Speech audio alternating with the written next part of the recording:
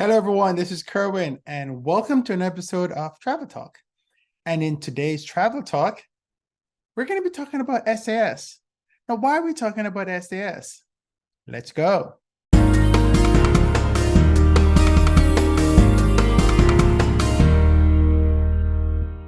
Okay, so why are we talking about SAS today? Behind me is their A320, I think this one is. It's a Neo, which means new engine option. And this was in, I think this might have been Copenhagen a few weeks ago. Or it might have been Oslo. I think it's Copenhagen. And yeah, it might have actually been Oslo. But who knows? It's either Oslo or Copenhagen. I had gone on a trip earlier this year, and it was both. It was cold, so I'm not sure which one of the airports it was. But anyway, SAS announced that they're leaving Star Alliance.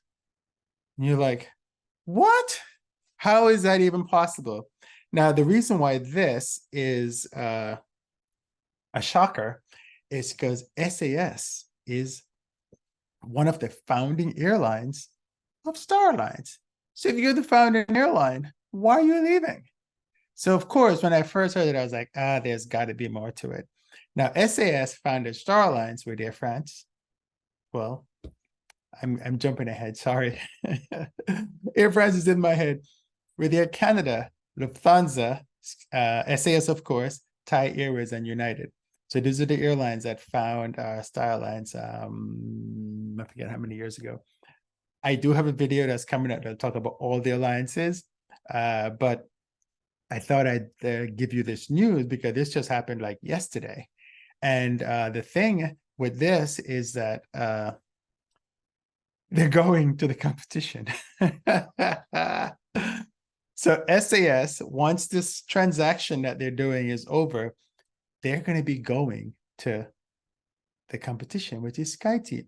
Now, why would they leave Star Alliance, which they founded or co-founded, and go to SkyTeam? No smoke without fire. Well, guess what? SAS is going bankrupt, and they've had a restructuring deal. They didn't even realize they were in financial trouble, but they've restructured. And part of the restructuring, the money comes from Air France KLM. Guess what? Air France KLM is a part of SkyTeam. And guess what? One of the requirements is that SAS joins SkyTeam. And so to save the company, SAS is departing Star Alliance. Now, I've been in an airline before that was a part of SkyTeam, and they left SkyTeam and went to Star Alliance. And so I'm familiar with a lot of things that you have to do when you switch alliances. And it's interesting. It becomes really expensive because the logos have to go, right? So all the Star Alliance logos become SkyTeam logos. The lounge access has to go. That means that when I go to Oslo or Copenhagen and I'm flying United, say, and I have my United Gold, Star Alliance Gold status, I can't use the SAS lounge, which I did use on my last visit because I had Star Alliance Gold status. So no more Star Alliance lounges if you, but then you can use a SkyTeam. They'll become a SkyTeam lounge and it'll become part of the whole SkyTeam situation. So a lot of things are going to change when the airlines change. The other thing too is that delivery changes. So if you're a frequent airplane spotter out there, go take those pictures of the SAS planes. I love this one that I have because it's going to change. It's going to change because the logo has to now say SkyTeam on there. Also, as a requirement to be in these alliances, you have to paint a certain number of your airplane in the alliance colors. So some of these, not some, all of these SkyTeam livery is going to change. They're going to be, all of these, I'm mixing myself up. All of these Star Alliance painted livery will change. But there's a certain percentage, and that percentage has to be painted in the Alliance colors. So the Star Alliance livery is going to change to SkyTeam livery. So spotters, go take those pictures before they disappear, because they're going to disappear.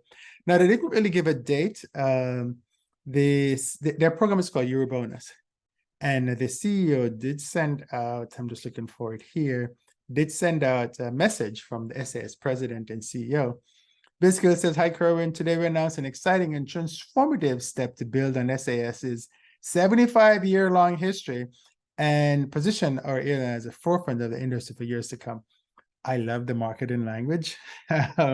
It's great, right? Because you don't want to put gloom and doom and say, hey, we had no money, so we had to restructure, but you make it sound good.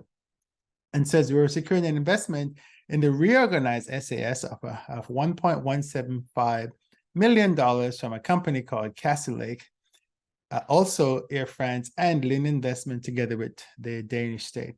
So sounds like the Danish, because they're in Copenhagen, so the Danish government has bailed them out, as well as Castle Lake and Air France.